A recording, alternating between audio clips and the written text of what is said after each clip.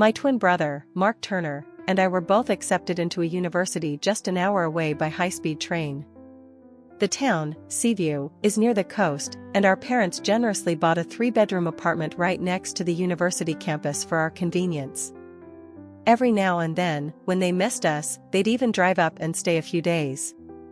The dorms weren't exactly luxurious, but I'm the easygoing type and got along well with my 3 roommates, so I actually preferred living on campus.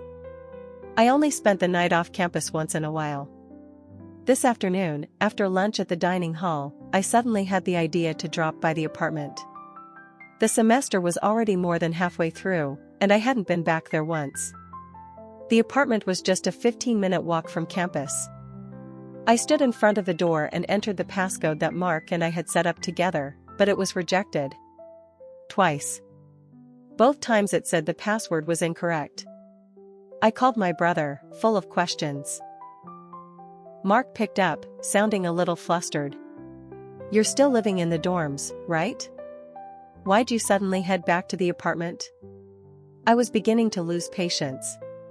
"What, am I not allowed to come home? And why did you change the passcode?" "Don't be mad," he said. "We're just waiting for the elevator, we'll be right up. I'll explain everything." A few moments later, Mark came rushing toward me, and that's when I understood what he meant by we. Walking beside him was a girl, fully made up and fairly attractive, though her face was cold, like my appearance had ruined her mood. Mark looked uneasy as he introduced her. "This is Ashley, my new girlfriend. We've been living together here." "Seriously?" My twin brother had a live-in girlfriend, and I, someone studying at the same university, had no idea? "Hey Ashley, this is my sister. She goes to the same school as us," he added. Ashley gave me a glance and replied flatly, "Nice to meet you." So yes, the passcode really had been changed, to Ashley's birthday. The reason? She said the code Mark and I originally set was too hard to remember. Apparently, she couldn't memorize it. I was speechless. Because she couldn't remember it, they changed the password to my family's apartment? But since it was our first time meeting, I didn't want to show my annoyance. Only when I walked into the apartment did I realize that the passcode situation wasn't even the worst part. Even more bizarre, Mark had switched our bedrooms. When our dad bought this place, he made it clear that the master bedroom with its own bathroom was meant for me, since I'm a girl and needed more privacy. But now, my room was filled with a bunch of unfamiliar feminine stuff. I looked around and walked into the bathroom, and nearly laughed from frustration. All the skincare products I had neatly arranged were gone. No need to guess who'd been using them. They changed the code I created. They took the room that was meant for me. They moved in like it was their place. She took my bedroom. Used my skincare products. This future sister-in-law was getting way out of line. Seeing that I was clearly upset, Mark rushed over, trying to smooth things over. "Sorry, sis. We've been using your room for a bit. But you've barely come home this whole semester. Would have been a waste leaving that big room empty." While my brother was nervously grinning and trying to make peace, Ashley was lounging comfortably on the living room couch, peeling fruit like she owned the place. Not even a hint of guilt for taking over my room or using my stuff. I forced a smile and turned to her. "Hey Ashley, next time you finish all the skincare products, could you at least give me a heads up? So I can bring some more from the dorm. Otherwise, what am I supposed to use tonight?" Ashley finally looked up lazily, her voice dripping with sarcasm. "Sorry, sis. If those sample-sized products mean that much to you, Mark can just pay you back for them or something, right?" I was speechless. Later that night, I told my 3 roommates everything. All of them immediately urged me to move back home. "She's staying in your apartment and has the audacity to change the passcode to her own birthday? She's living in your room, using your stuff, and acting like it's totally normal? That's wild. Seriously, if you don't go back, she's gonna start thinking that place actually belongs to her and your brother." That was all it took. I packed my suitcase and moved back that very night. Once I returned, I started noticing things. Like the fact that at some point, Mark had taken up a part-time job. Honestly, our parents send us a monthly allowance, $200 each. It's not a fortune, but it's enough. I'm a girl and even I manage with skincare and all. Mark doesn't smoke or drink, so why was he working? I made up my mind to ask him that evening. It wasn't until almost midnight, 11:30 p.m., that Mark finally came home, holding a durian. Even though we were tipsy, my friends were all super considerate, quiet, careful not to disturb anyone. We all went to sleep without a sound. The next morning, as soon as I stepped out of the bedroom, Ashley stormed over, looking furious, like she'd been waiting to confront me. "Diana, don't you think you're being too much? You practically live here for free, and now you're bringing a whole group of friends to stay overnight? Don't you know how to be respectful?" Wow. My friends were still in the apartment, and she had the nerve to say something like that, like she was slapping me right across the face. If I could let that go, I might as well not call myself a Turner anymore. I said nothing. Just turned around, walked into my room, and started shoving her clothes into her suitcase. Then I opened the door and tossed it all out. The suitcase hadn't been zipped properly, her clothes flew everywhere in the hallway. I pointed toward the door, voice calm but final. "Looks like I've been too easy on you lately, and now you think you own this place. Get out. You're no longer welcome here." Ashley clearly didn't expect me to snap like that. She stood frozen for a moment, then let out a mocking laugh. "Who do you think you are?" she sneered. "Let me remind you, Diana. Your brother, Mark, is the only son in the Turner family. This place is going to be his one day. Once you're married off, you'll be just an outsider. What right do you have to kick me out?" I stood there, stunned. I couldn't believe those words came from a girl barely my age, someone who hadn't even married into the family yet, already calculating what part of the property would be hers. I let out a bitter laugh. "Listen, sweetheart," I said coldly, "if you ever set foot in this house again, then I've clearly failed. And if you really manage to marry into my family one day, I'll admit defeat." Her face turned bright red with anger as I shot her a final glance. "You're still here? Want me to call building security? Fine, I'll leave." Ashley snapped, grinding her teeth. "I'll wait and see how your brother comes crawling back to beg me. Just you wait, Diana." Slam. I shut the door hard behind her. The more I thought about it, the angrier I got. I opened the family group chat, the one with just me, Mark, and our parents, and typed everything out in full detail. Then I hit send. My mom replied instantly. "Mark has a girlfriend? Since when? Why hasn't he ever mentioned her?" My dad, ever sharp, zeroed in on the real issue. "They're living together already? Has he even promised her anything about the future, and he's already moved in with her?" "Look, we're not against him dating," Dad continued, "but did you hear what she said? Calling my daughter an outsider? That girl's the one who has no place in our family."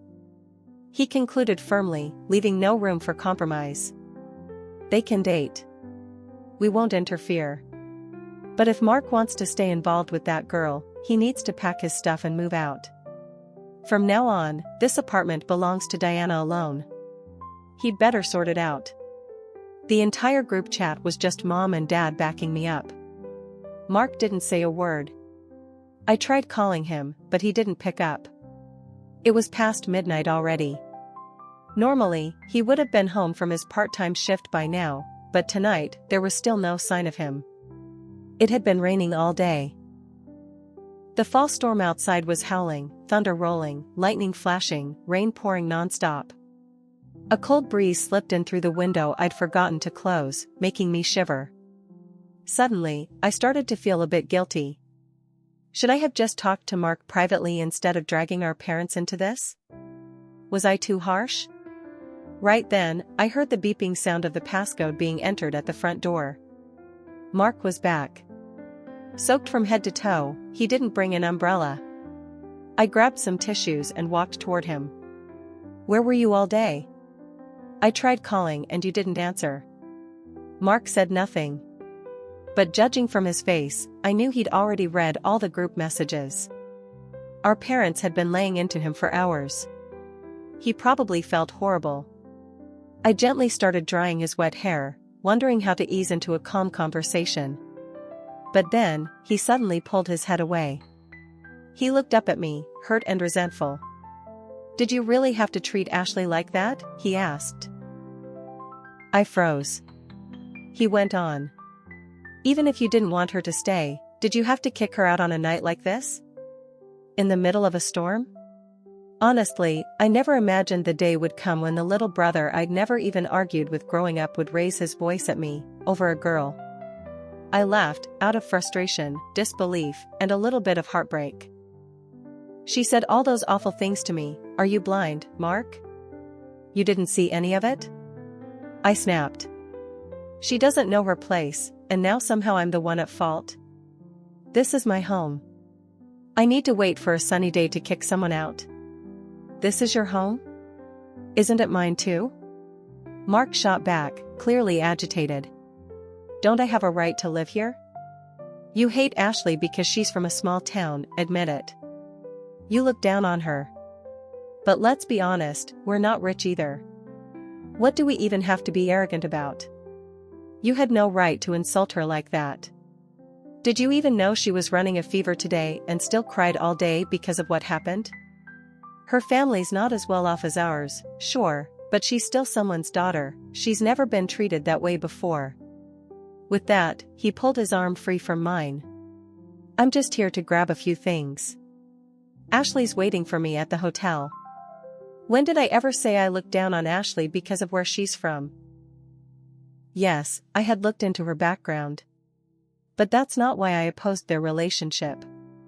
It had nothing to do with where she was raised, and everything to do with the fact that she acted like she owned everything in the apartment our parents bought for Mark and me. The fact that she dared to scream at me like that, so shamelessly, wasn't about class. It was about character. After that fight, Mark and I didn't speak for 2 days. He didn't come home either. A few days later, I happened to run into Mark and Ashley while grabbing lunch alone. The moment Ashley saw me walk in, she quickly looked away, pretending not to notice me. Then she leaned toward Mark in an exaggeratedly sweet voice, asking for a bite of his ribs like nothing had happened. Mark, on the other hand, looked clearly unsettled. As soon as he saw me, he stood up quickly, trying to be friendly.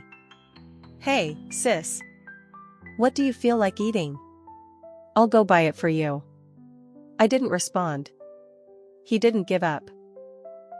Still smiling awkwardly, he said, Come on, don't be mad anymore. I went too far that day. Tell me what you want, I'll buy it, okay? Consider it an apology. I stayed silent.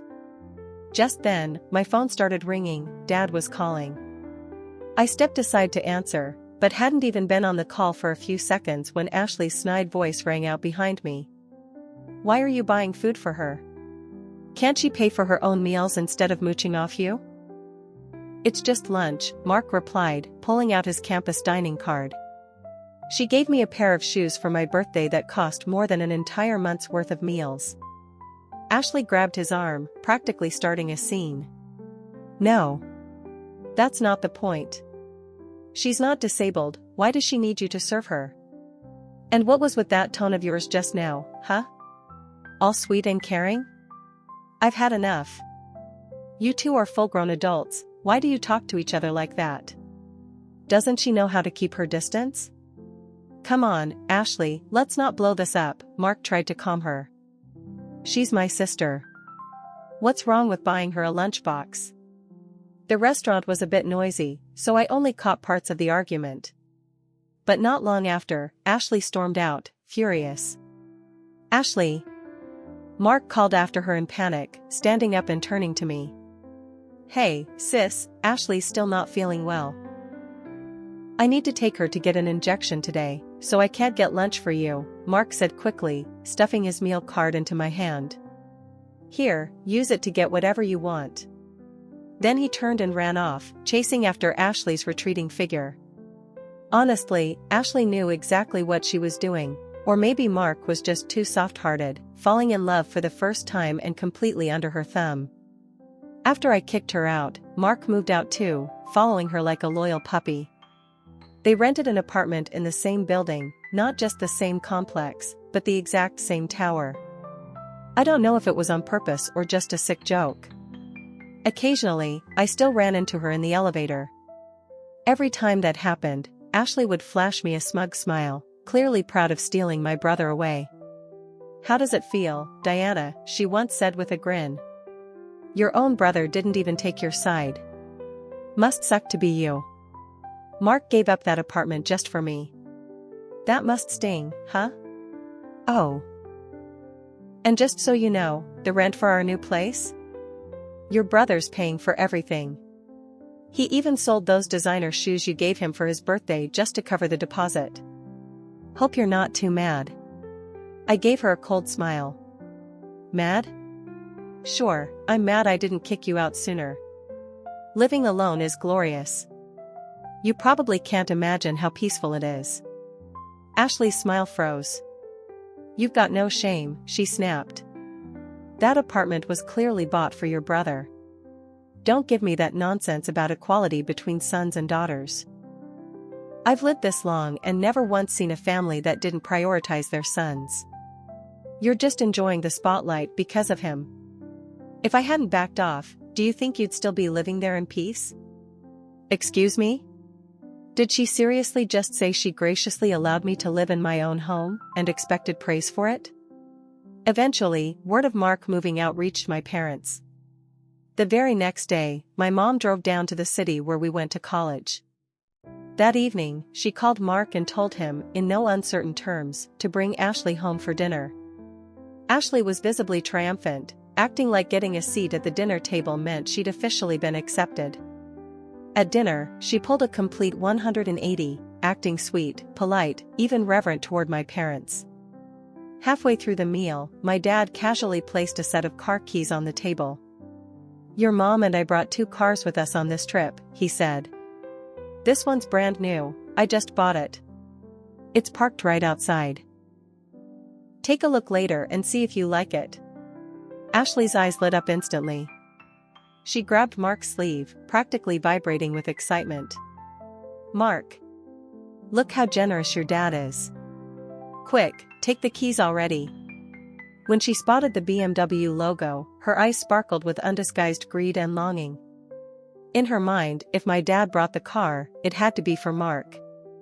And if it belonged to Mark, it automatically belonged to her too.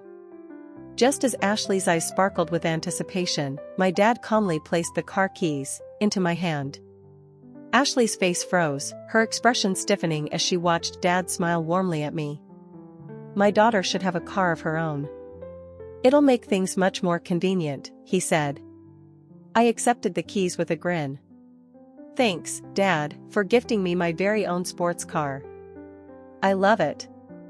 Ashley's fingers clenched into a tight fist. She clearly couldn't swallow the outcome and forced out a question. Excuse me, sir, the car's for her? I thought it was for Mark?" My mom responded slowly, her voice gentle but sharp as a knife. "Mark's a young man. Strong and healthy. Rain or shine doesn't bother him. What does he need a car for?"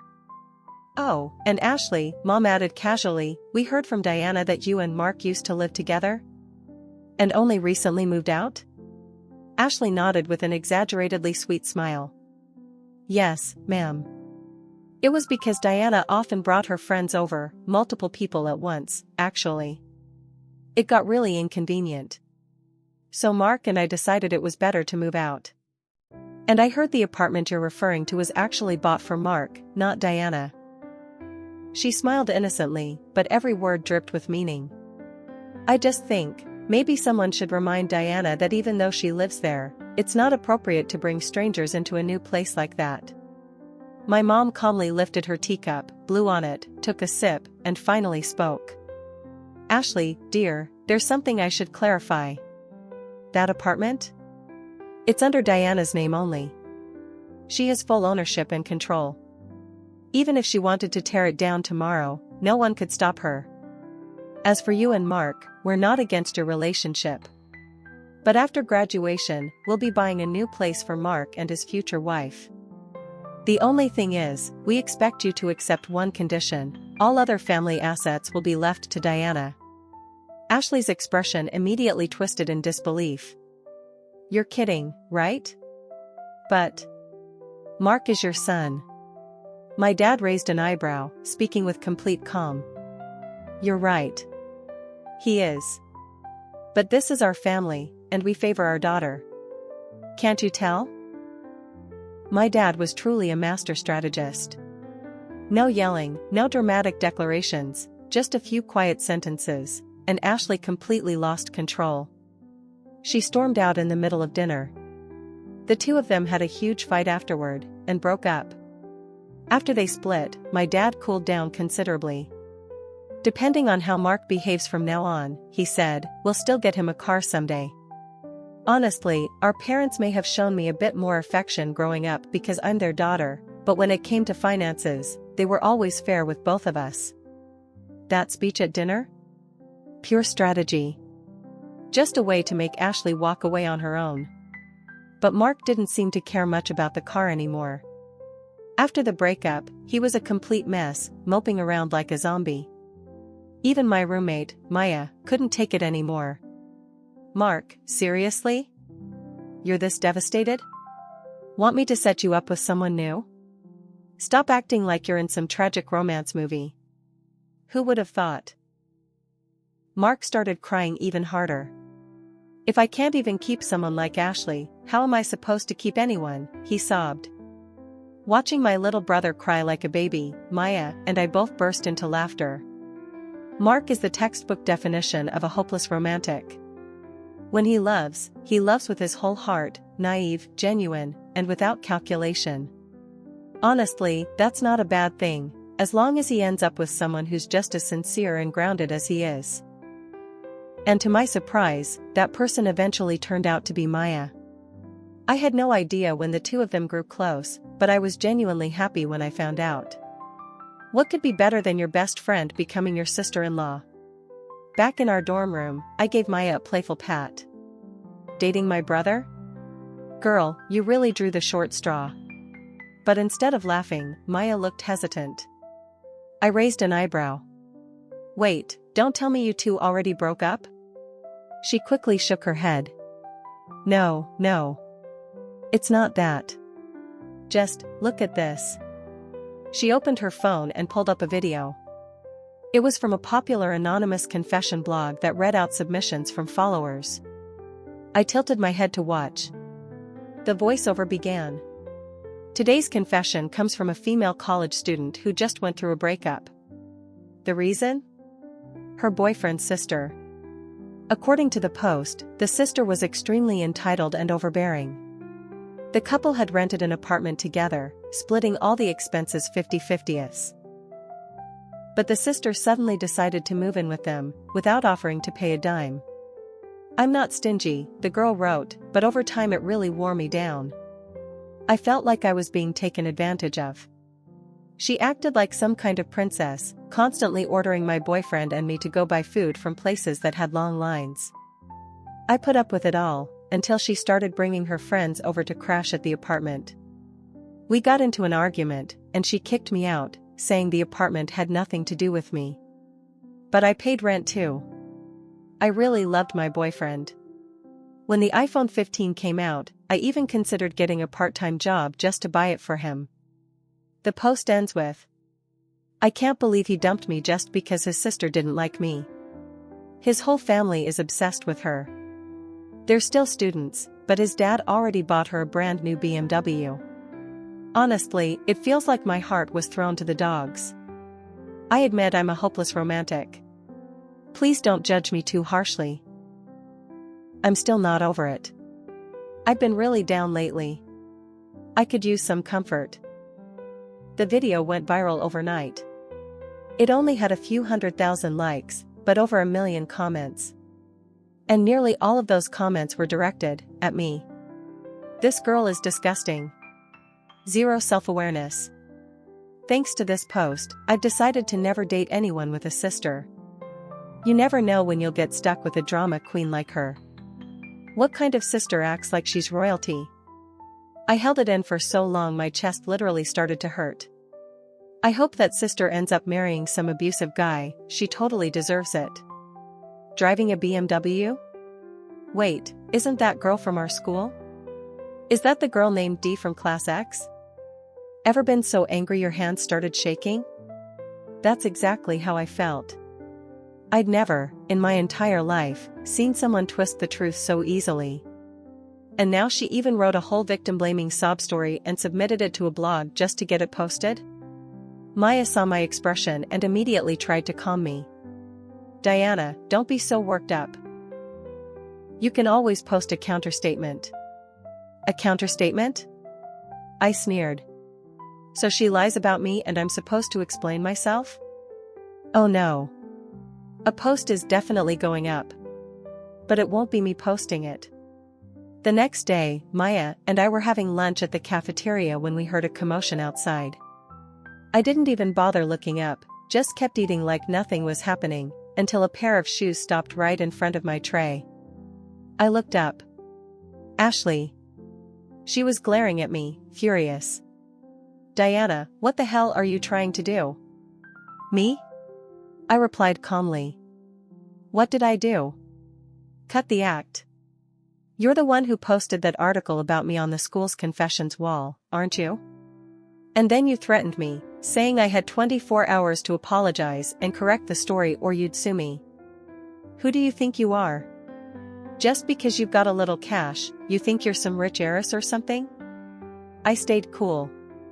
I simply informed you of your options. You don't have to apologize or correct anything. That's entirely up to you. You just need to be willing to face the consequences. By now, a crowd of students had gathered around. Everyone at school had already heard about the Ashley Mark drama. The video had gone viral, and while the online world didn't know the full truth, our campus definitely did. People started chiming in. Ashley, your breakup with Mark has nothing to do with Diana. You're the one who kept picking fights with her. And cut the hopeless romantic act already. You're just manipulative. Seriously, your confession was pure slander. Mark's dating Maya now. You're the ex. Have some dignity and stop dragging people through the mud. Ashley turned red, then pale, speechless from the backlash. She finally turned to me and hissed through clenched teeth. The video never even named anyone.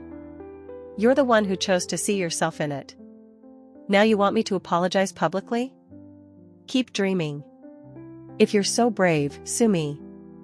I'll be waiting. She might have said that, but not even 30 minutes later. Ashley quietly contacted the blog admin, asked them to remove the video, and posted a full public apology online. What surprised me most was that it ended up trending on the hot search. In just one day, public opinion completely flipped, and netizens flooded in to watch the drama unfold. I didn't even bother reading the comments. I already knew what they'd say, defending me, tearing her apart. And honestly, that was more than enough. I felt like the chapter with Ashley was finally over. She had bowed her head, learned her place. From now on, I wanted nothing to do with her. Later, I heard that when Ashley found out Mark had also been gifted a brand new car by our parents, she came crawling back, crying, begging to get back together. But my brother turned her down flat. After being rejected a few more times, she finally gave up and disappeared from our lives for good. And honestly, I gradually forgot she ever existed. Time passed. We graduated. Tonight, Maya and I went out for dinner, and of course, Mark played chauffeur for the two of us. It was the weekend, so the place was packed. Finding parking was a nightmare. We drove around in circles a few times before finally spotting a space in the corner of the lot. As Mark was lining up the car to reverse in, a Rolls-Royce suddenly swerved in and blocked the spot. A woman stepped out of the passenger side, practically sprinting over to stand in the space, waving her hands to direct the driver. "Babe, back it in now," she shouted. I glanced up, and immediately recognized Ashley. Mark rolled down his window, clearly irritated. "Ashley, what's wrong with you? Can't you see we were here first?" The man in the rolls poked his head out and asked Ashley. "You know them?" Ashley scoffed. "Know them? Please. Just some loser ex who used to follow me around like a puppy." Hearing that, the middle-aged man snorted. "Driving a BMW and acting all cocky? I drive a Rolls-Royce and even I know how to behave. Parking spots go to whoever gets there first. Be smart and move it. If a crowd gathers, it's only your face that'll be embarrassed." Maya fumed. How can someone steal a parking spot and still talk like she's in the right? Mark stared at Ashley, his face stone cold. "Are you going to move or not?" Ashley ignored him and continued giving hand signals to the Rolls-Royce driver. Looking at that flashy car, I couldn't help but laugh and said to Mark, "Go for it." Without hesitation, Mark shifted into reverse. The two cars now squared off, neither backing down. A security guard who had been watching from the side finally approached, baton in hand. "What the heck is going on here? What kind of parking stunt is this?" Ashley jumped in before anyone else could speak. "Sir, we got here first. That BMW deliberately cut us off. So rude and entitled." The guard glanced at the luxury Rolls-Royce, then back at us, college students in a BMW. His expression turned cold, and he waved his hand dismissively. "Move along, kids. Let them have it." Mark's voice dropped, ice cold. "Why should I move? You saw the whole thing, they clearly cut us off." But the guard had already lost his patience. "So what?" Ashley sneered. "That's a Rolls-Royce, worth millions. You think you can mess with that and walk away fine? If you can avoid trouble, why not?" She shot us a smug look. "You heard him, get lost already. Unless you're ready to crash your little BMW, back off." I calmly opened the car door and walked over to the Rolls-Royce. I knocked on the window. The middle-aged man inside rolled it down, glancing at me. "What do you want?" "I'm giving you one chance," I said. "Get that loudmouthed woman out of here and move your car. Do that, and I'll pretend this never happened." The man cursed. "Are you out of your mind? Who do you think you are? You drive some cheap-ass BMW and suddenly think you're royalty?" Right then, a familiar voice rang out from behind me. "Diana, what's going on here? You texted me saying to come down to the garage urgently?" It was my dad. Ashley clearly hadn't expected to run into him again. The last time they met, he'd completely humiliated her. Still, she tried to act cocky, flipping her hair slightly and forcing a laugh. "Oh wow, what a coincidence. Didn't expect you to be here too." Dad glanced at her, then at the man in the driver's seat. "And you are?" Ashley proudly stepped forward. "Let me introduce you. The man driving this Rolls-Royce? That's my fiancé. We're about to get engaged. He's richer, more successful, and better in every way than your son. Honestly, I should thank you. If you hadn't opposed me back then, I might have actually ended up with Mark. Thinking back, that would have been a nightmare." She turned back to her fiancé and giggled. "Babe, once you park, let's go grab dinner." But the man didn't reply.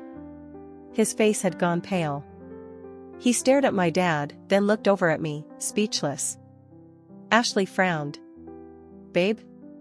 What's wrong?" I crossed my arms and answered coolly. "Just now, you asked for my last name, right? It's Trent. Same as your boss. Small world, huh?" Then I turned to my dad. "Dad, let's go. Mark and I worked hard to find this spot. Why should our own driver be fighting us over a parking space?" Ashley's face froze. Then, like ice cracking under pressure, her expression fell apart. Dad stepped forward and frowned. "Liam, what's going on here? I told you we didn't need a driver today. Why are you even here? The man, Liam Porter, our longtime chauffeur, instantly dropped all his arrogance. He broke into a sweat. "I'm Mr. Trent. I can explain. I didn't know these were your children. I swear I didn't recognize them. I'm so sorry." Ashley turned ghostly white. She looked like her soul had left her body. "What's happening, Liam?" But Liam ignored her completely. He threw the car into reverse and backed out of the spot without another word, leaving her standing there like an abandoned prop. I casually swept my eyes over Ashley from head to toe, then smirked. "You were right about one thing. Getting engaged to our driver? Definitely not a bad deal for someone like you. You two really do make the perfect couple. Oh, except he's our former driver now. He's about to be fired." Ashley's face twisted, her eyes glassy with shame and fury. I could tell she was holding back tears. I leaned in slightly, smiling brightly. "Congrats to you and your soon-to-be unemployed fiancé. Wishing you a lifetime of, well, whatever this is." Then I turned to Maya, looped my arm through hers, and beamed. "You rich girl, let's head out. Lunch is on me. Oh, and I picked up that designer purse you liked. It's my engagement gift to you." The three of us, Dad, Mark, and I, walked off laughing without looking back, leaving Ashley screaming behind us like a lunatic. She humiliated herself. No one else had to lift a finger.